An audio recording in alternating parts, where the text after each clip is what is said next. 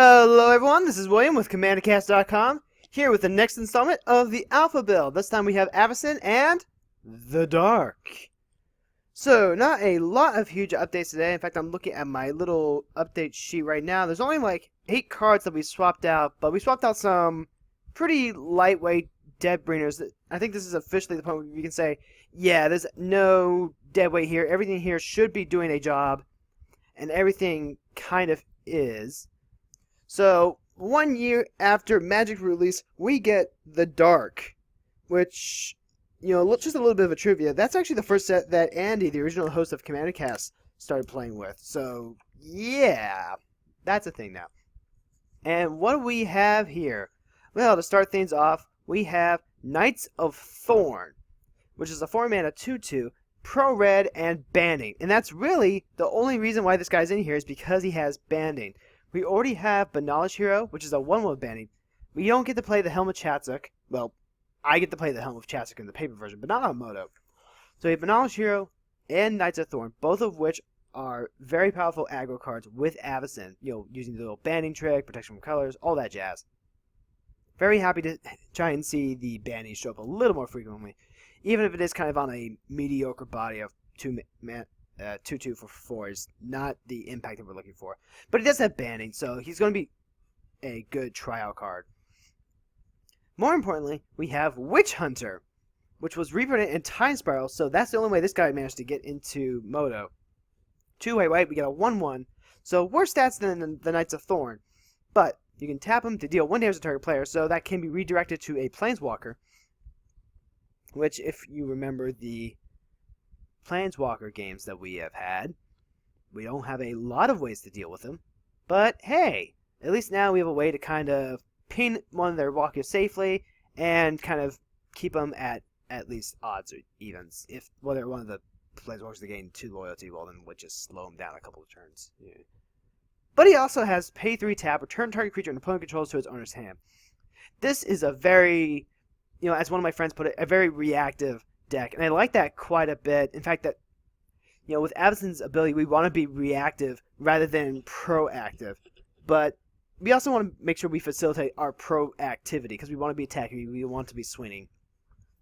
Witch Hunter is one of those cards that's going to be good to leave mana open, where we can go ahead and go, okay, are there any creatures that we want to bounce for value because they might be one of our own? We can play another ETB effect, or do we have like really big creatures our opponents are playing that we want to keep harry and keep off of, anything like that. Obviously a Maelstrom Wander is not going to be our first target, but if it keeps them from hitting us, or we need to break through that Maelstrom Wander to get lethal damage, we will do it. On top of that, we've also got the Preacher, a 1/1 for 3 mana. You may choose not to untap Preacher during your untap step. For as long as Preacher remains tapped, gain control of target creature of an opponent's choice he or she controls. So right now, we're only running 19 creatures. That's really, the thing here is that we don't have a high quality count of creatures. So we're just going to borrow some of our opponents. In all likelihood, they'll probably give us like a stupid little Wood Elves or whatever. But that's still a free blocker. That's still someone who can attack, a free wall. Just a chump blocker. And then next turn we can go ahead and take another one. And from the games that we've been seeing, there have been enough Wrath effects where people only get like 2, maybe 3 creatures down. So even if we're getting the worst creature, chances are, at this point, their creatures are probably better than ours anyway. Which is a little sad. One of the great additions to this deck, though, from the Dark, Dust to Dust. 3 mana sorcery, exile 2 target artifacts. We should not be at a storage for artifacts, and it exiles. So this is very strong removal. Kind of reminds me, it's the Return to Dust. I think it was in Time Spiral, where it's 4 mana, but it's an instant. You can exile 2 artifacts and or enchantments, and if you do that on your main phase, then you get to exile 2 as opposed to just the 1. That's what it's calling back to. It's calling back to Dust for this one. We've also got Felwar Stone, which is a 2 mana rock. Add to your mana pool 1 mana of any color that a land and opponent controls could produce. Now, 2 things. 1. This mana rock does not interplay tapped. So we could go ahead, play this with the Mishra's Workshop, and we can go ahead and chain that into just other spells. Maybe a 1-drop or another 2-drop. We still have the 2 mana that the Felwar. We still have this 1 mana and the 1 mana floating from the Minstrel's Workshop. And we're still playing a number of artifacts. They could probably be replaced with equipment once we get to Mirrodin. But for now, we get a 2 mana rock. Really helps us with the mana ramp a lot better than, like, say, playing Mana Vault fairly would actually do. We do have the downside of, if no one's playing white, it's not going to make colored mana for us. But I think we have enough generic cost that we'll be able to find some outlet for it anywhere. The upside being that if we do get a creature with an activated ability with Preacher, then Fellwar Storm will help us make the mana that we would need to activate said ability. So that's kind of neat. Now, let's see, that's 1, 2, 3, 4, 5. That's only 5 cards. Where are the other ones? Oh, I know. Let's go ahead and look over here real quick. So the next one we have is Tormod's Crypt. Yay! So Tormod's Crypt is a fantastic EDH staple.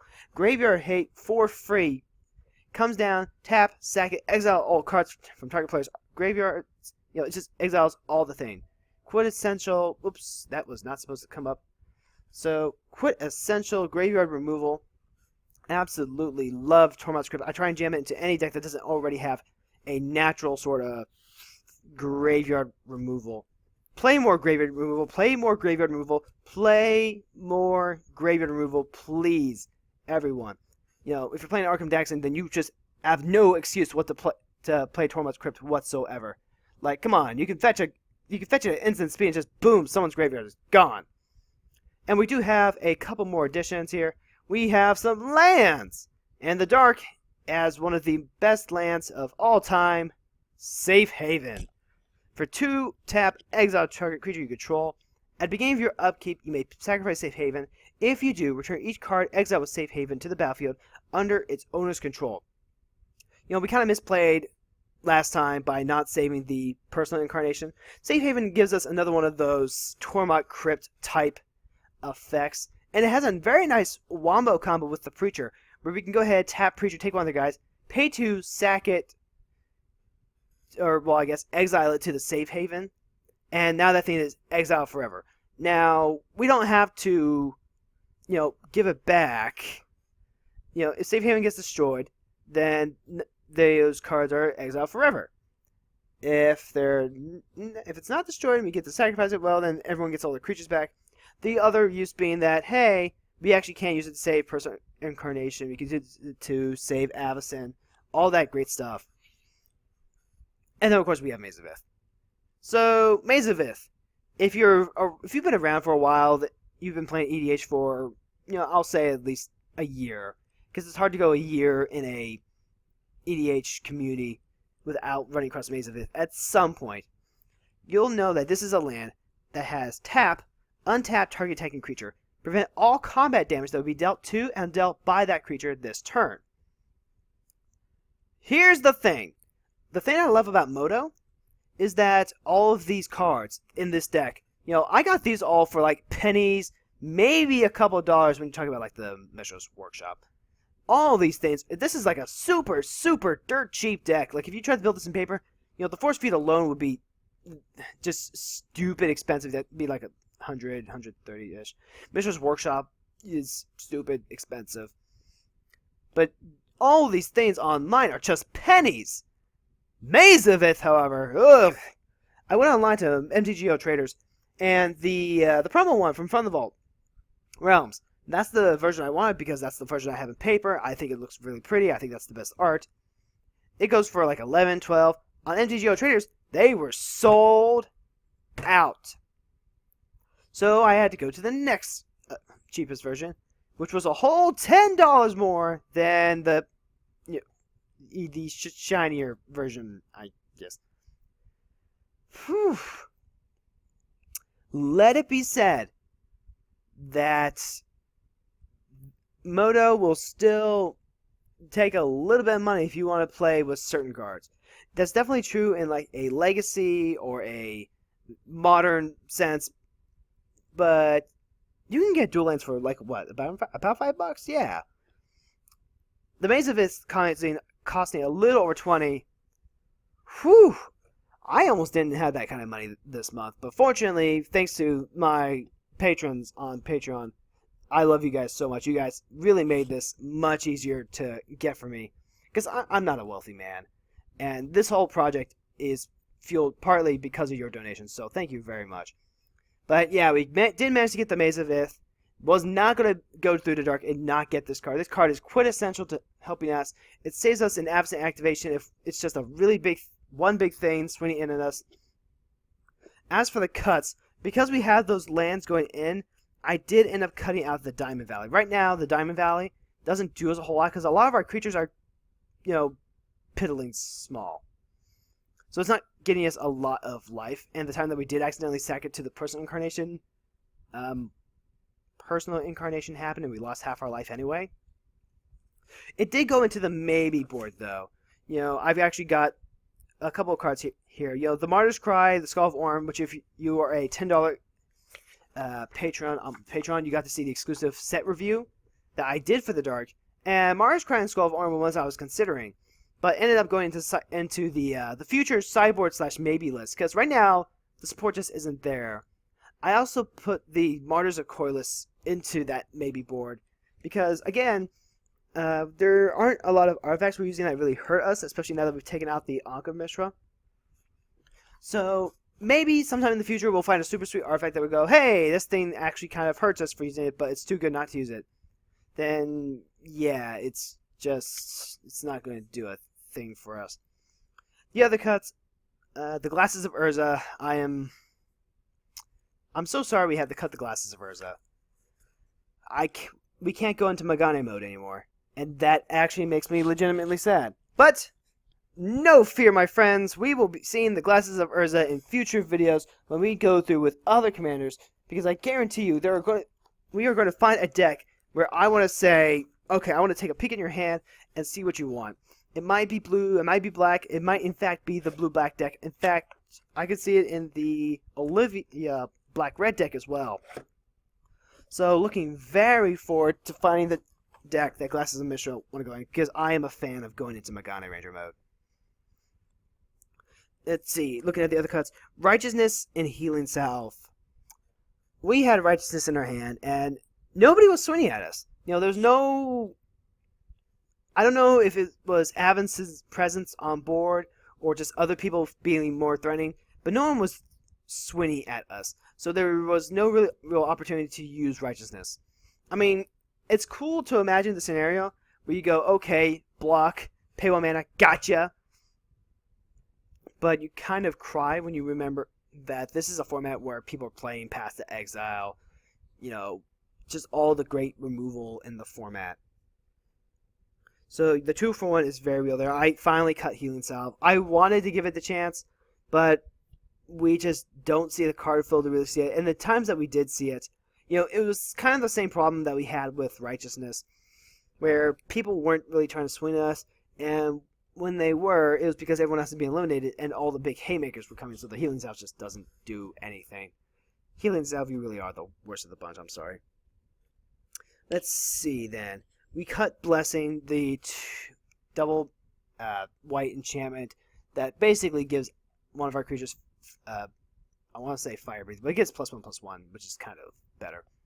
Because this is a very reactive deck, we don't want to be tapping out all of our mana just to attack. It helps Avacyn quite a bit, but the Divine Transformation gives us 3/3 for the one-time investment of a single card. And while I'm not crazy about that, the times where we had Blessing, and Blessing wasn't out for us, it wasn't that good because we had to sink so much mana into it, and we were in a position where we needed to keep the mana open for Avacyn anyway. So Blessing finally gets the boot. Obelisk of doing kind of the same reason. It's a 1-mana artifact, and it's 6 mana to bounce a permanent you both own and control, which would be fine. It's a way that you can save Avacyn. But with Safe Haven here, with such less of a commitment, it's a land, so it's going to be harder to hit. It's only 2 mana and tap. Yeah, I'm just not feeling it with the Obelisk of Undoing.